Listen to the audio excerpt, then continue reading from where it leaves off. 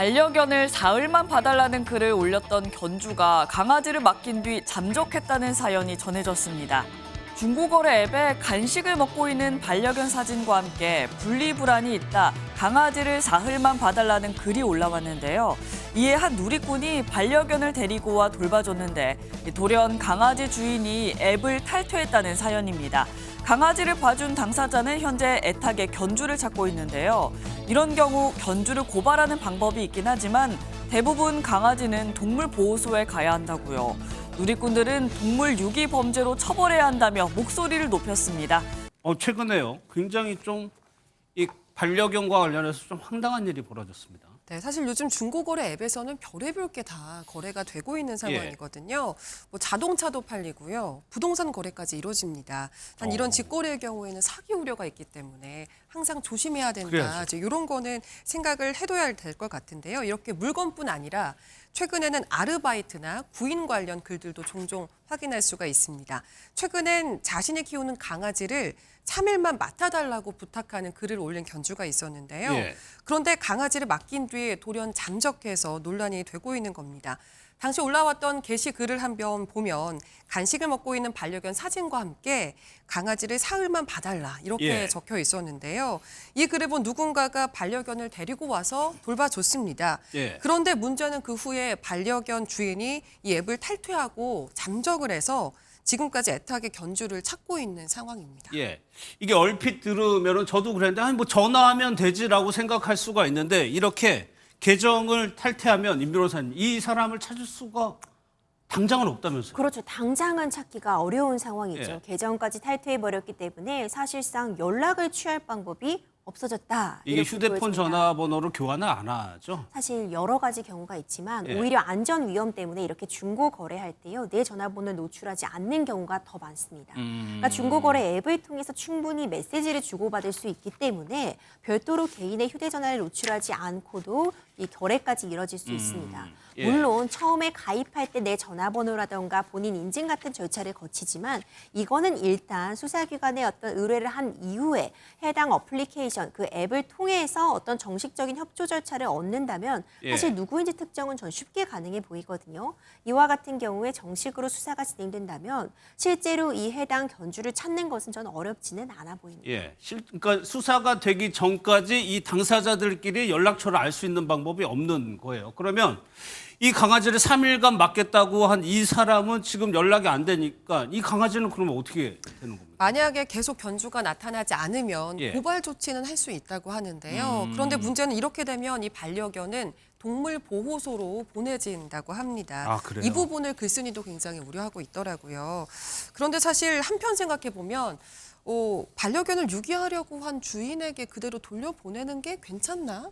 이런 생각도 좀 고려해볼 부분인 것 같기는 한번 이렇게 합니다. 뭐 유기를 하려고 한 것처럼 보이기 때문에 맞습니다. 최근에는 사실 반려동물 키우는 인구가 굉장히 늘었거든요. 1,500만 명 정도가 된다. 이런 통계도 있는데 대략 따지면 한국인 전체 인구 4명 중에 1명이 반려동물을 키우는 셈이라고 하더라고요. 그런데 안타깝게도 매년 10만 마리 이상의 유기, 또 파양 동물이 발생을 하고 있고요. 이 중에 상당수는 보호소로 보내지기도 하지만 입양되지 못해서 안락사되는 경우도 참 많다고 합니다. 지금 뭐 이 견주의 입장이 어떤지는 알 수가 정확히 없기 때문에 그냥 이 상황이 진행이 된다고 하면은 어떻게 보면은 반려견을 유기하려고 했던 거 아니냐라고 볼 수가 있는데 만약에 서울에서 이렇다면 이 처벌을 물을 수 있는 방법이 없습니까? 네, 현재 이제 동물보호법에 의하면 동물을 유기한 소유자에 대해서 처벌하는 규정을 두고 있습니다. 사실 이제 몇 년 전까지는 동물을 유기한 사람에 대해서 과태료 300만 원 이하를 이제 처분을 하도록 하고 있었는데 이 과태료란 말은 처벌이라기보다는 이제 행정질서벌이라고 해서 이제 우리가 생각하는 그런 정과는 아닙니다. 그런데 2021년 2월부터는 이제 관련 규정이 강화가 됐기 때문에 이제는 벌금 300만 원 이하에 처할 수가 있고 만약 그런 벌금을 처벌받을 경우에는 이제 우리가 흔히 알고 있는 그런 정과가 생기게 되는 겁니다. 뿐만 아니라 이제 버린 동물이 유기를 한 그 동물이 맹견이다. 이럴 경우에는 최대 2년 이하의 징역까지도 처벌을 받을 수가 있는 상황입니다.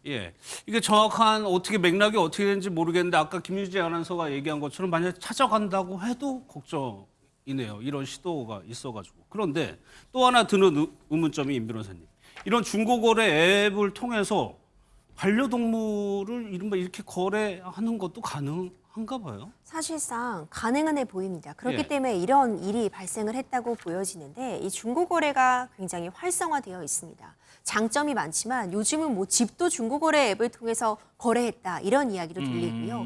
경우에 따라서는 이렇게 동물을 사고 파는 일까지 벌어져서 굉장히 좀 논란의 대상이 되고 있습니다. 예. 우리가 장기간 여행 가거나 할 때 반려동물 맡길 곳이 필요한 경우가 있어요. 그럴 때 뭐 옆집에 부탁한다거나 하는 것처럼 요즘은 좀 쉽게 이 중고거래 플랫폼이 활성화되어 있으니까 예. 3일 정도 뭐 맡아줄 사람을 구한다는 글을 올리고 실제로 이 거래가 이루어진다면은 뭐 만나서 동물을 전달하는 방식으로 잘 이루어진다면 문제가 될 여지가 없겠지만 예. 이번 사안처럼요 사실상 동물을 유기한 것으로 보여지는 그런 상황이라던가 아니면은 학대 같은 우려에 그대로 노출될 수 있고 그렇죠. 이 강아지를 되찾을 수 있을지 없이도 사실 굉장히 불안한 상황이잖아요. 예. 이런 부분들 지금 사실 진행이 되고 있고 실질적으로 이루어지고 있다고 해도 반드시 어떤 법적 제재, 근거, 가이드라인 필요해 보입니다. 그러니까 그런 우려도 있는 것 같아요. 이제 수사 통해서 누군지를 특정을 했어요. 그런데 처벌을 피하기 위해서 이 견주가 내가 데려가서 키우려고 했어요. 데려간다고 하면 그거를 막을 수 있는 방법은 있나요? 현행법상으로는 그걸 막을 수 있는 방법은 없습니다. 그렇겠죠. 일단 동물보호법에 의하면 학대가 의심되는 학대 정황이 보이는 그런 동물들에 대해서 그런 유기된 동물들에 대해서는 우선 지자체에서 5일 이상 격리 그리고 보호 조치를 취할 수가 있습니다. 예. 그런데 그 기간이 끝나고 나서 소유자가 앞으로 이 동물을 어떻게 키우겠다라고 사육 계획서를 내고 또 이제 보호를 하고 있던 그 비용을 납부를 하게 되면 지자체에서는 결국 소유자에게 다시 동물을 돌려줘야 되는 그런 규정을 두고 있습니다. 그래서 사실 말씀하신 것처럼 또다시 이런 동물 학대가 이루어질 수 있는 그런 문제점, 맹점이 있기 때문에 각종 시민단체 측에서는 관련해서 입법을 또 추진하고 있는 상황으로 알고 있습니다.